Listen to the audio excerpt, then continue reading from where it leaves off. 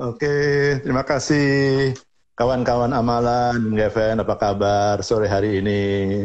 Lumayan ya hari Jumat ya. Hari Mumpung sedang PSBB kita di rumah aja lah iya, ngobrol-ngobrol tapi bermutu. yuk. Jadi waktu awal yang lalu kita bahas tentang utang. Kenapa butuh utang?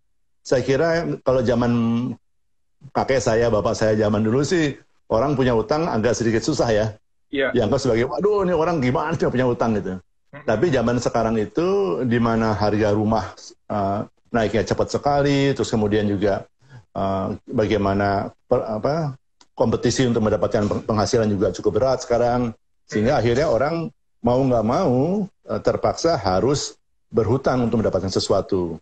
Oke. Tetapi masalahnya, pertanyaannya, hutangnya kapan, buat apa gitu. Sebagai contoh, kalau Geven ulang tahun, terus mau ngajak pacarnya makan-makan, Iya. terus ke restoran yang mahal, nyicil 5 kali, ya itu nggak boleh. Kenapa? Makannya sekarang, bayar nanti. Sini. Pertama nih ada Bapak Alex, dia sudah menikah, Pak, punya satu anak. Hmm, Kemudian tadinya penghasilannya 12 juta per bulan, tapi turun menjadi 8 juta. Padahal dia punya 12 ke 8 ya. turun jadi 8, Pak. Padahal dia punya cicilan 6,2 juta per bulan, Pak. Nah, Oke, itu cicilannya mobil 2,7 juta dan juga cicilan KPR sebesar 3,5 juta rupiah, Pak.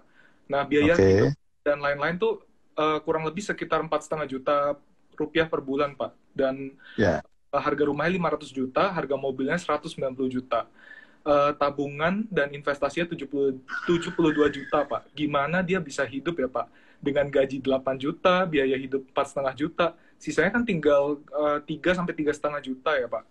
Sebetulnya pertama, waktu dia mulai saja, kalau nggak salah kan penghasilannya 12 juta sebelumnya kan. Betul. Oke, kemudian cicilannya sudah 6,5, Iya. ya kan? Itu aja udah bahaya tuh.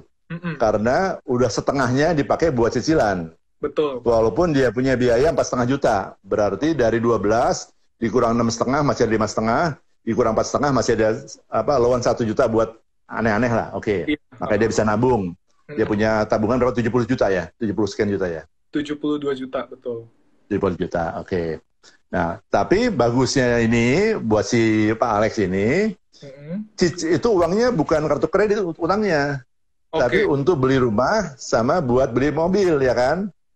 Betul. Ya, jadi artinya sekarang uang yang dia sudah bayarkan selama ini, saya nggak tahu berapa lama dia sudah mencicil buat rumah maupun mobilnya, sebagian itu udah jadi kepemilikan dia atas rumah dan mobil. Oke. Nah, jadi sekarang kalau ngomong begini, dia kan sekarang punya mobil, tapi dalam keadaan pandemi ini mungkin dia kurang usaha. Nah, pertanyaan sekarang, mobil itu bisa dipakai buat penghasilan tambahan apa enggak? Kalau dia bisa buat penghasilan tambahan, maka yang dilakukan sama dia adalah ya digunakan mobil itu untuk cari penghasilan tambahan. Jadi yang kedua yang dia bisa lakukan sekarang ini, di Indonesia ini kan sekarang udah ada namanya POJK 11 2020 ya. Jadi pemerintah membuat peraturan agar bank-bank, lembaga keuangan mau memberikan relaksasi biar bayarnya bisa tertunda. Ya bisa, dia bisa datang ke relaksasi untuk KPR-nya maupun kredit pemilikan mobilnya. Sehingga harapannya yang masih 3,5 juta itu bisalah buat selama 12 bulan ke depan cicilnya segitu dulu gitu. Nah, poinnya sekarang di sini buat si Pak Alex, pelajaran buat dia nih sekarang nih. Dia coba carikan penghasilan tambahan, atau yang lain dia bisa lakukan apa? Kalau sekarang nggak perlu mobil, mobilnya dilepas dulu dong. 3,5 cukup buat cicilan rumahnya dia kan. Betul. Kemudian dia masih punya tabungan 72, punya uang yang hasil dari menjual mobil setelah dipotong semua yang ke pihak banknya.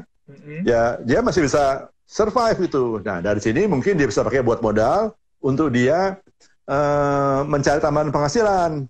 Ya kan, ngapain kayak gitu, bikin sesuatu gitu. Kreatif lah gitu. Namanya Bapak Beni, dia baru menikah, kemudian penghasilannya turun dari 7 juta ke 5 juta, Pak.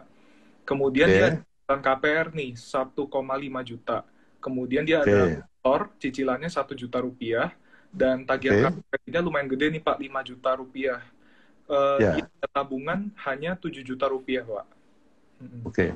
Nah, ini pertanyaan sekarang ini, pinjaman kartu kredit buat apa nih? Ya, Wah. Mungkin dia baru habis menikah, baru cicil rumah, punya motor, ngisi rumah buat TV, buat segala macam kan ya. Boleh lah, nggak apa-apa ya. Masa orang baru menikah nggak boleh berbahagia, nggak boleh sama istri nyaman, ya boleh lah gitu. Boleh. Nah, sekarang masalahnya dari 7 juta turun ke 5 juta.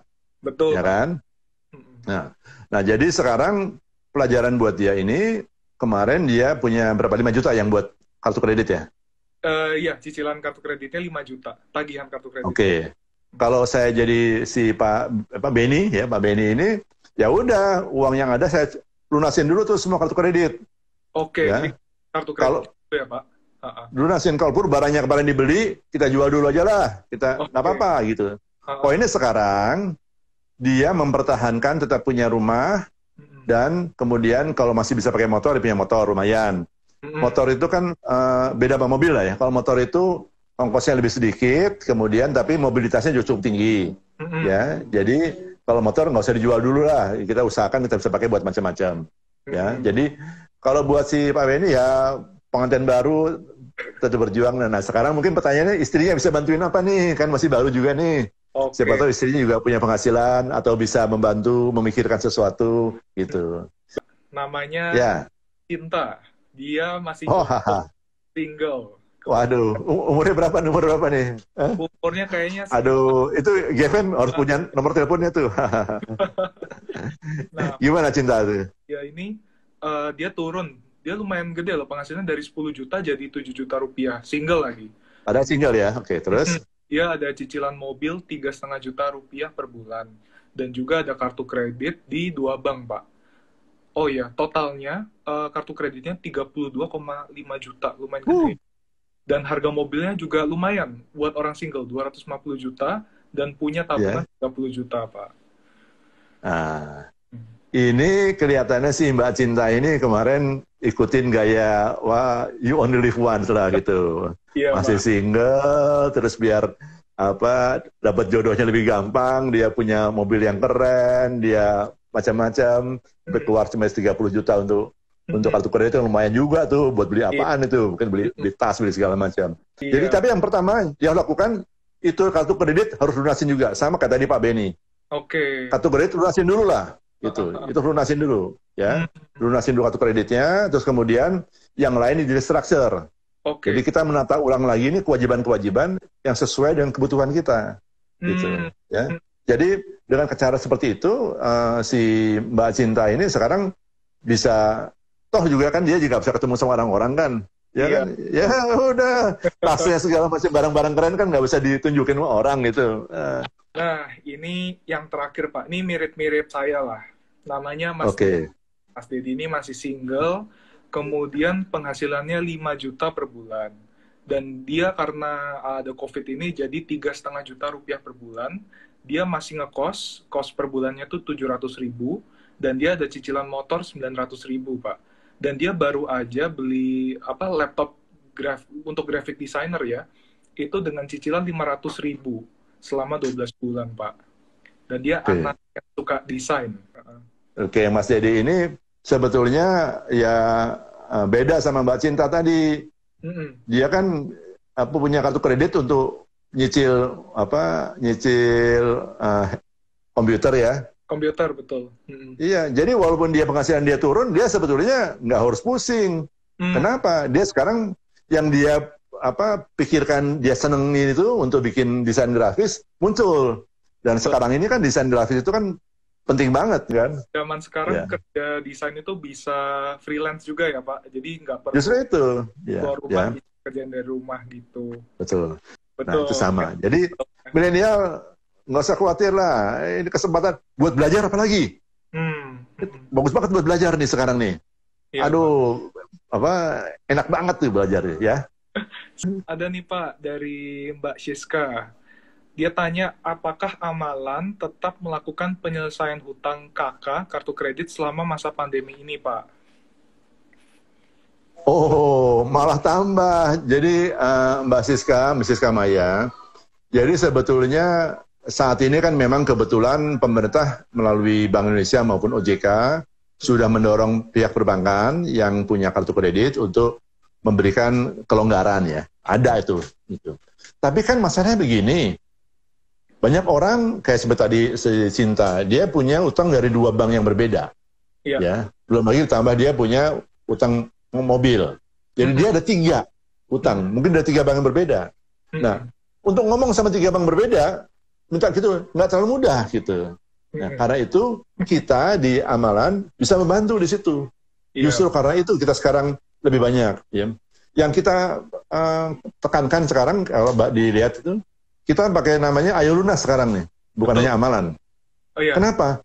Kita pengen membuat orang-orang punya keteguhan hati bahwa iya saya memang punya utang, saya memang punya masalah sekarang nggak bisa bayar semua sekaligus, tapi saya bertekad untuk melunasi dan tetap hidup. Ya artinya melunasi dengan hidup yang baik gitu, yang nyaman. Nah, jadi sekarang sama Amalan kita lihat-lihat nih untuk 2 tahun ke depan nih, kira-kira bagaimana saya bisa hidup ya dengan uang yang saya punya, penghasilan yang saya punya, kemudian tetap utang saya lunasi dengan baik sehingga pihak banknya juga nyaman, pihaknya kita juga nyaman. Jangan lupa loh, bank itu nggak suka ada utang macet. Serius. Kalau ada kredit macet di bank, maka bank harus menyisihkan sebagian daripada modalnya dia untuk cadangan macet tadi. Oke. Jadi kalau semua yang tertunggak ini bisa diberesin, dibikinin restructuring jadi bagus, bank juga seneng. Aduh, bisa Amalan sama bank jadi peluk-pelukin. Aduh, terima kasih ya Amalan ya, bikin gua lebih nyaman hidupnya gitu. Oke, kawan-kawan Amalan, kayaknya sampai sini dulu. Terima kasih stay tune di Instagramnya Amalan. Minggu depan kita bakal bahas mengenai POJK. Jangan lupa nanti notifnya di turn on 3 hari sebelum live-nya ada. Dan juga kita bakal ngomongin lebih dalam lagi sama Pak Iwan lagi lah pokoknya. Lebih seru-seru lagi. Kalau ada pertanyaan nanti tanya aja. Jangan lupa pertanyaannya dimasukin di question box. Oke, kalau gitu Pak Iwan. Oke, terima kasih. Waktunya hari ini ya. Nanti kita. Terima kasih Kevin. Oke. Terima kasih. Mari, yuk, bye. Assalamualaikum.